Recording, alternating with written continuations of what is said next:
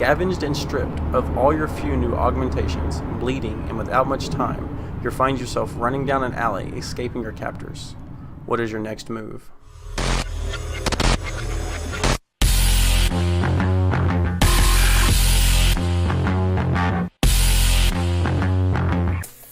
How's it hanging, dudes? My name is Sean and welcome back to another Cyberpunk 2077 video. And this is going to be a different video from what we normally do. Normally we're covering lore and news surrounding Cyberpunk, and maybe we'll throw a movie review in there, here and there around, something like that. But Neon Nation is a pretty large YouTuber for Cyberpunk. He's been blowing up recently, and naturally so his Discord has been blowing up too. And a channel for Cyberpunk roleplay popped up one day. And so I'm reading along, and I figure, people are just talking, but what is this roleplay channel actually about? So last Friday at 10:13 a.m., I asked a simple question, followed by a quick scenario.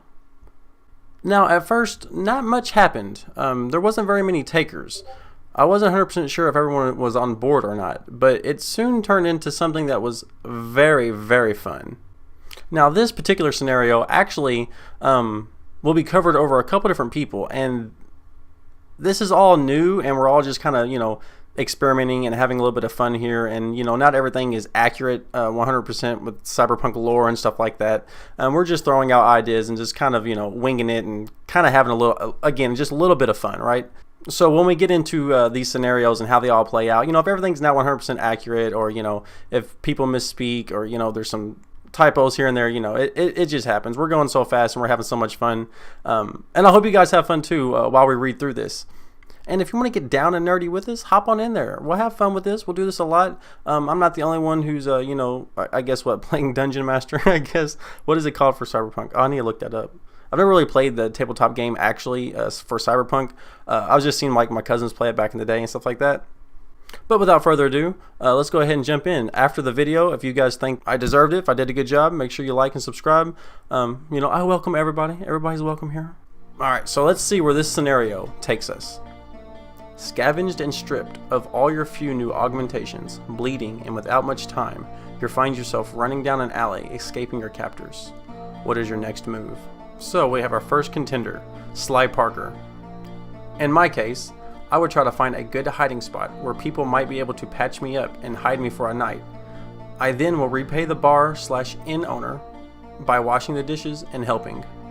So I replied, the bar owner, silver-haired, replaced cyber optic eye, has a limp and a mysteriousness about him that you can't pinpoint. He pays for a cheap ripper doc to patch you up. He also offers you a small room in the back, only large enough for a cot and a shelf. He will let you work for him and gives you jobs here and there, but no questions asked, or no room in the back, but you can still work to earn eddies. That is your choice at hand. You will finish your shift while the owner awaits the answer. Sly Parker accepts the offer. He smiles at the man and says, thank you for patching me up. I don't have the money right now, so I will do my best to pay you back since you helped me. I will get my hands dirty if I have to, as long as anything more dangerous is accounted for in eddies. After graciously accepting, you go about your work. Weeks go by and you keep putting in extra effort at the bar, using your former solo skills to break up fights at the bar, usually without casualties too. You have made a name for yourself. One night you go back to your room and find the door to that little area locked.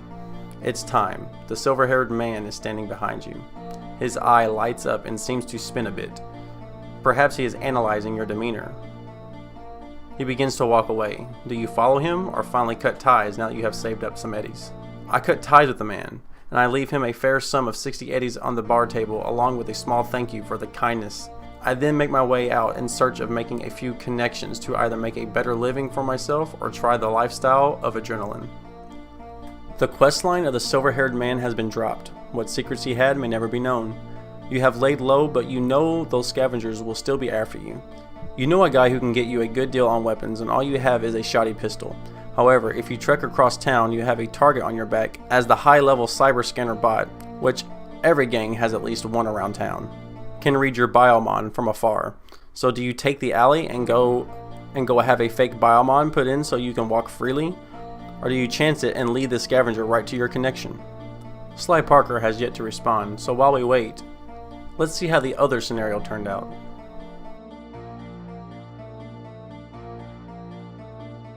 scavenged and stripped of all your few new augmentations. Bleeding and without much time, you find yourself running down an alley, escaping your captors.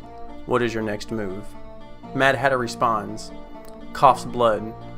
I must deliver in 60 minutes or less. Mad Hatter, you get away safely but still bleeding. Your client is waiting at the target destination up ahead, but suddenly you hear a beep. The package you are delivering apparently has a self-destruct device attached, and you don't have the skill level to tackle it. So who knows when or even if it will blow. You can ditch the package in a nearby dumpster, or hurry to the client and hope they know what to do. Either way, you are bleeding and losing life, slowly. You have to make a choice. I'll take it to my boss. He can do anything after all. Well, except lose weight. You have no time. It could blow at any minute. You must decide either to ditch it and continue to end your mission empty-handed, or hopefully the client will know what to do if you get there in time. If you set out for your boss, you may not make it. Mad Hatter, I see. I check it in the alley and run to Nicky G and hand him a 5. Get me there fast. You were smart to ditch it. As soon as you turn the corner, it blows. You hop in Nicky's ride, and in seconds you are standing in front of the client, blood pooling on the ground, clutching your side, where they took out all your newly inserted armor plates and other cyber augmentations. You demand double the eddies, well, because just look at you. Plus, the package had a fever. Nicky looks on and has your back while the client assures you that he knew not of the bomb. His cybernetic eyes light up. Maybe he is lying and analyzing you. He offers to pay 1.5 times the amount, not double. You can either accept the payment and take him at his word, or draw your highly advanced pistol, the last actual weapon you own. The choice is yours. I look him in the eyes, smile, and thank him for his eddies. Watch him close the door and then shoot the window. Fair is fair, everything has a price. Your shot was successful. The glass shattered, revealing his cybernetic skull gaping with blood and sparks. You still have some time. Do you rob his body and take his ride to the Ripper Dock to get patched up? Or do you hop in the car with Nicky and head to the Ripper Dock, or any combo of the two? I go with Nicky. Boss hates tips and is already paid. Good choice. After all, you decided that it wouldn't be a good idea for you to steal his stuff and his people would just come looking for you. Nicky drops you off at the Ripper Dock and speeds off, always a call away. The doc asks what happened. You tell him there's a high profile job that you are offered, and you had to sneak into Militech's 30th floor. One thing led to another, and you got your package, but you were also knocked out cold and sold to the scavengers. Militech and scavengers have been after you and Nicky, and probably the whole crew, ever since. The job was an obvious setup to take you down. After all, you're a well-known solo and a threat. Now you have no augmentations, one gun, and a dead or alive wanted level. The doctor takes pity on you, has known you since childhood, and offers a discount. Your choice is all new cybernetics of all the same old stuff plus mantis blades, but no eddies left. Or the doc can bring you back to normal and let you purchase a rifle of your choice, and you'll have enough eddies to get, a new Biomon ID so you can walk somewhat freely around town with some eddies in your pocket. Any combo of the above also. I'll take the gun, of course.